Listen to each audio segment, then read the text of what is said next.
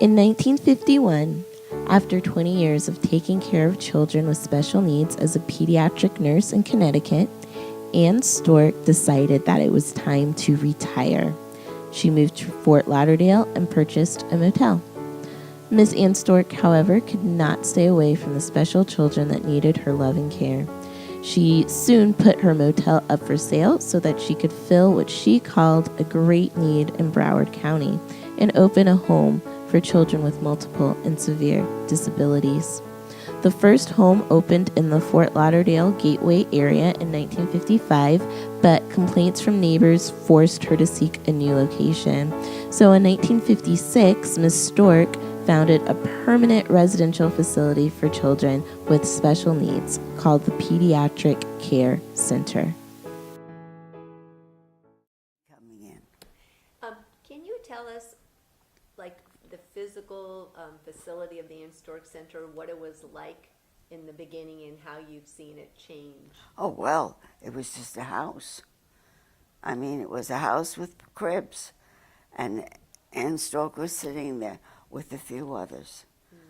But there was a few children. It was on 9th Avenue, and that's where I began to know her, know of her, and then I realized she was a very important nurse, and that was important too. Yes. She made a big...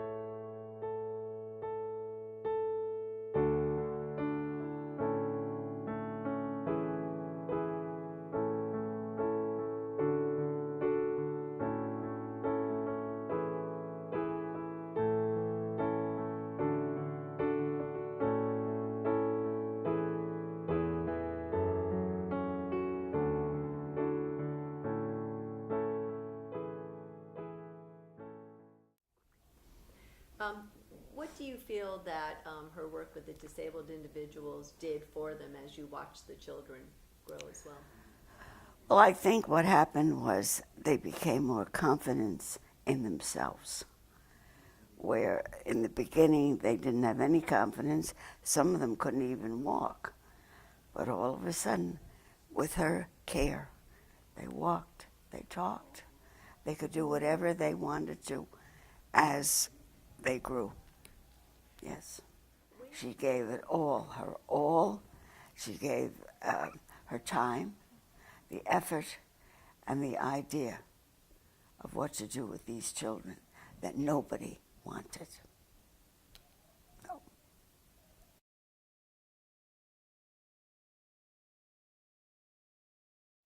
Ann Storck, of course, started the center. I think it's through her ambition was to go further. And I think Marvin Gutter was the one who helped her design, figure it out, and go every step of the way. He was there. Marvin Gutter was the president of the Ann Storck Center's board of directors from 1983 until 2010. He was a board member for many years prior to becoming its president. Each volunteer member of the agency's board of directors has the serious responsibility of establishing agency policies and contributing to decisions which affect the lives of the people who participate and benefit from the center's programs and services. As the president of this governing body, Marvin Gutter demonstrated exceptional commitment and leadership in his efforts to serve the needs of our individuals. He welcomed the challenge of establishing the center as a viable community service provider, and he guided the agency through years of unparalleled growth.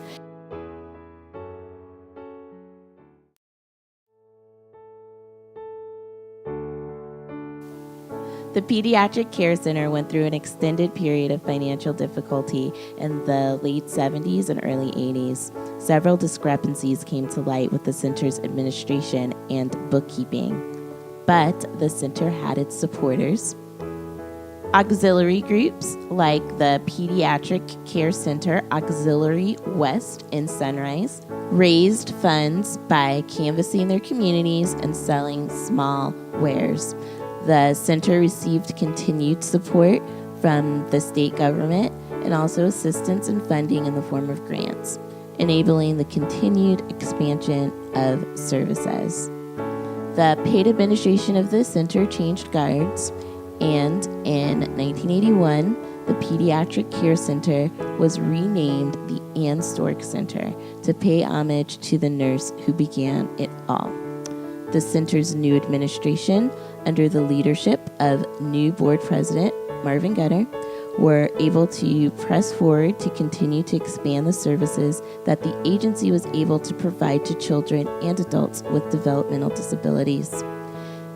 And on the 18th of February in 1984, the earth moved at the Ann Storck Center's Fort Lauderdale campus. On this memorable day, several of the center's supporters and staff joined the groundbreaking ceremony, initiating a building project involving the construction of 4 new buildings.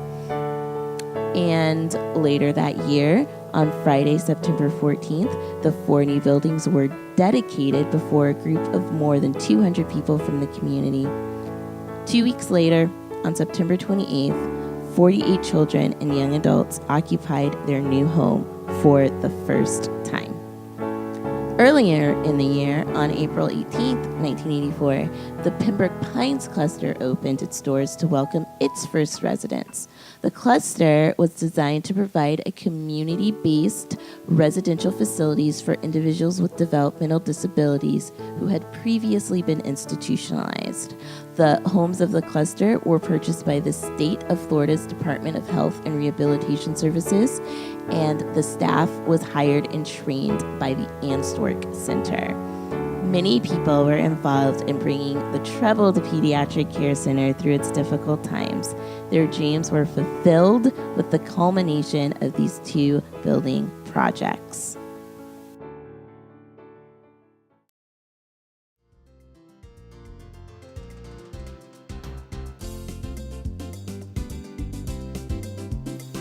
The Ann Storck Center's early intervention preschool serves babies and children from birth to age 5 years old who have a wide variety of special needs. The preschool offers occupational therapy, physical therapy, speech therapy, nursing, nutrition services, music therapy, and aftercare programs. There are 7 specialized classrooms, each run by a certified exceptional student education teacher. Year after year, parents tell stories about how doctors said that their child would never walk or never speak or had little chance of progress.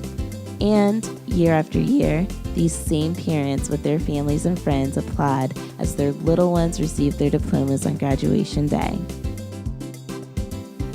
The Early Intervention Program provides children who exhibit developmental delays with an individualized education plan to focus on achieving goals and objectives that will enhance their quality of life.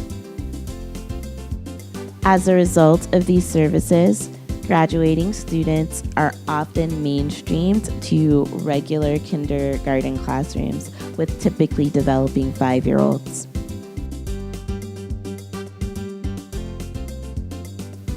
Ann Storck Center's success at developing the skills of its students, infants, and toddlers has a track record that is second to none.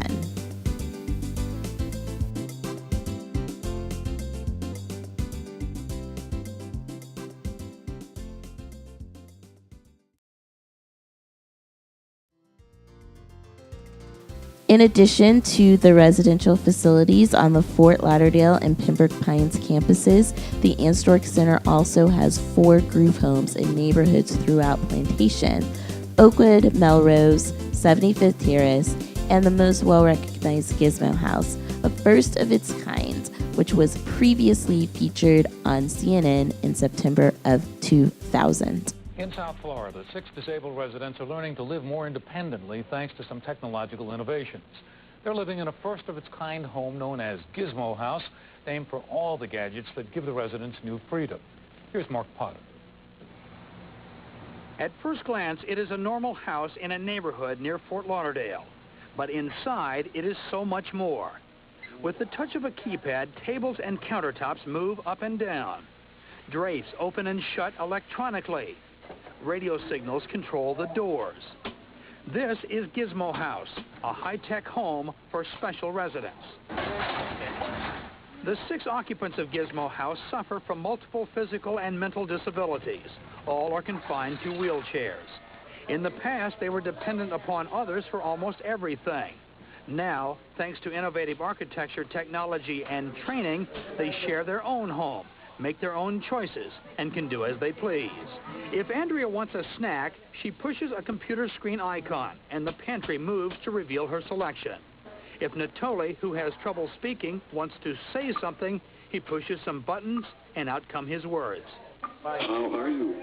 If Linda wishes to telephone a friend, she dials out on a pre-programmed keypad on her wheelchair. Oh, well, this is Linda. How are you, Linda? You coming this Saturday? The home was built by the Ann Storck Center, a nonprofit group that helps the disabled. Grants and donations covered the $750,000 cost. A local engineer designed the computer and wiring system that make the house run. A full-time staff paid by Medicaid assists the residents. The high-tech innovations here help bring that to light. Mark Potter, CNN, Plantation, Florida.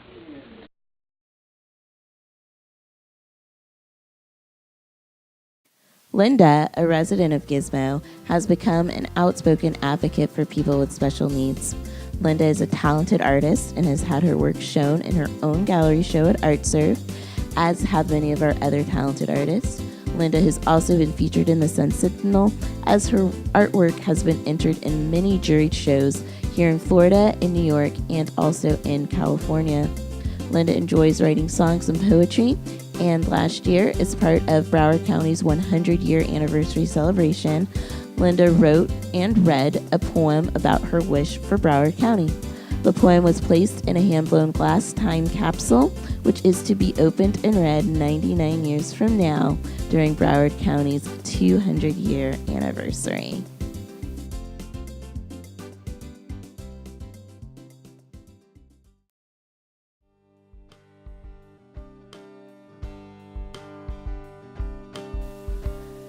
The Ann Storck Center's Adult Day Training Program, ADT, serves Broward County residents who have moderate to severe developmental disabilities. Typically, individuals will start the program after they've graduated from the public school system at the age of 22. They might also transfer in from a different community program. Once an individual chooses to attend ADT, they are welcome to continue into their senior years, as our program is person-centric and adapts to the changing needs of our individuals.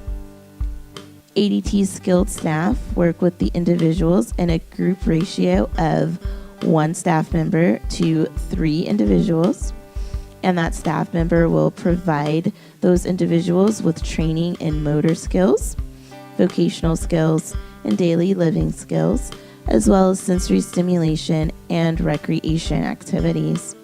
The individuals also receive nursing, nutrition, and behavior services. They have the opportunity to participate in fine art or music therapy sessions. They may go on community outings, and they'll also enjoy the numerous special engagements from other organizations in the community which come to them.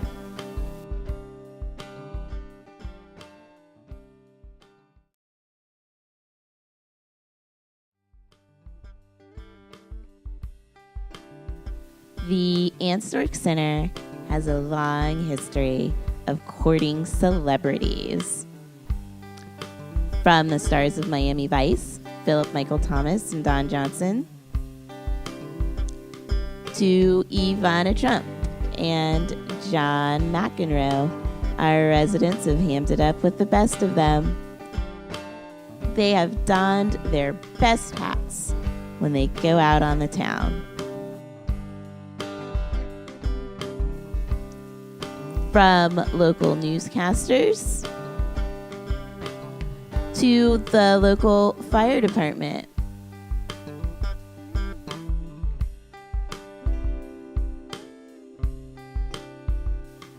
From stilt walkers to Dolphins cheerleaders and Dolphins football players. They have even thrown the first pitch at a Marlins game.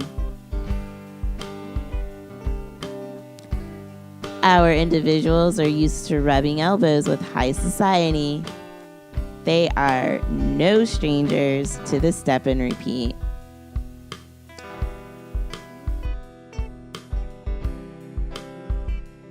And with the support of friends like the Hochbergs and the Seminole Tribe of Indians, our facility will continue to achieve excellence.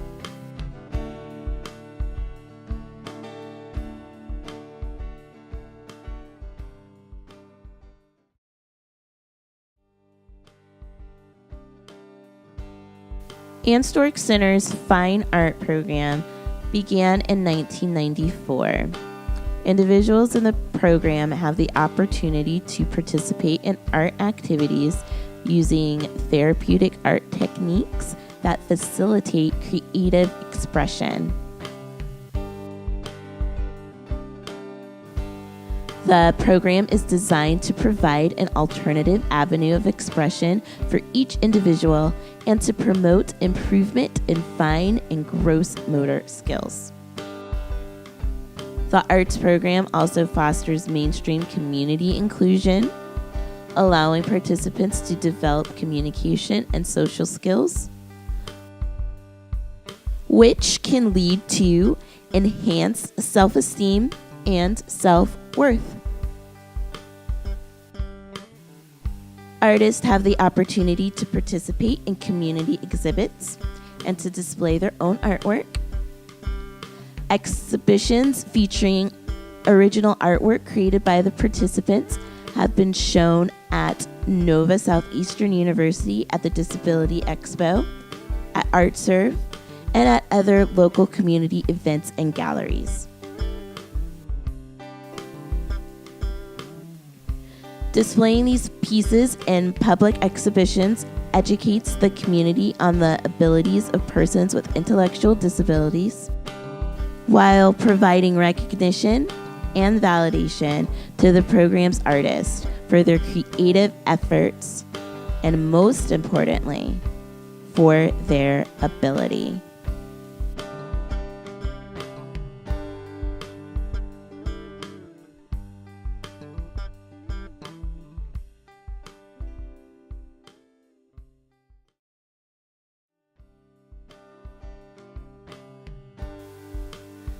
Individuals at the Ann Storck Center also have the opportunity to participate in the music therapy program. Music therapy is an established health profession in which music is used within a therapeutic relationship to address physical, emotional, cognitive, and social needs. Through musical involvement in the therapeutic context, the client's abilities are strengthened and transferred to other areas of their lives. Individuals at ADT, Ann Storck Center residents, and Ann Storck Center preschoolers all receive both group and individual music therapy sessions. In these sessions, individuals work on improving social skills, increasing sensory capacity, improving gross and fine motor skills, improving communication, and learning academic concepts. The annual Expressive Arts Musical is a yearly community event that involves many of the children and adults who participate in the music therapy program at the Ann Storck Center. This event provides the opportunity for individuals to express themselves and showcase their talents and abilities through the creation and performance of an original musical stage production. 5 to 6 months of preparation goes into the creation of the performance. The performers work closely with the music therapist to brainstorm ideas for the show, write the script, and write and record the music. The performers then rehearse for 12 to 14 weeks with the music therapist and an entire team of volunteers comprised primarily of Ann Storck Center employees before bringing the show to the stage at the Miniachi Theater of Nova Southeastern University. 2016 marks the 15th performance produced by the Ann Storck Center and the 13th performance to take place at the Miniachi Theater. The newest addition to the music therapy program is a collection of multi-sensory equipment, which was made possible by a grant from the Autism Services Council through the Florida Autism License Plate Fund. In a multi-sensory music therapy session, a client can expect to be immersed in a controlled environment created to encourage the use of all of his or her senses in order to promote neurological activity and discover new ways of interacting with the world around them.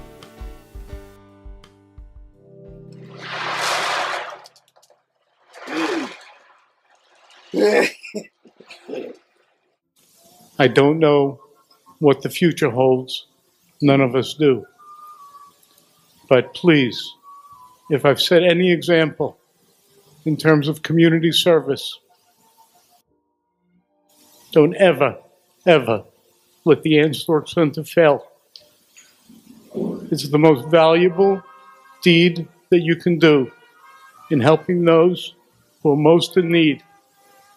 And don't ever think that you can hide from that obligation, because everyone someday will face the devil. And it's that moment when you'll decide, did you do anything with your life that was worthwhile?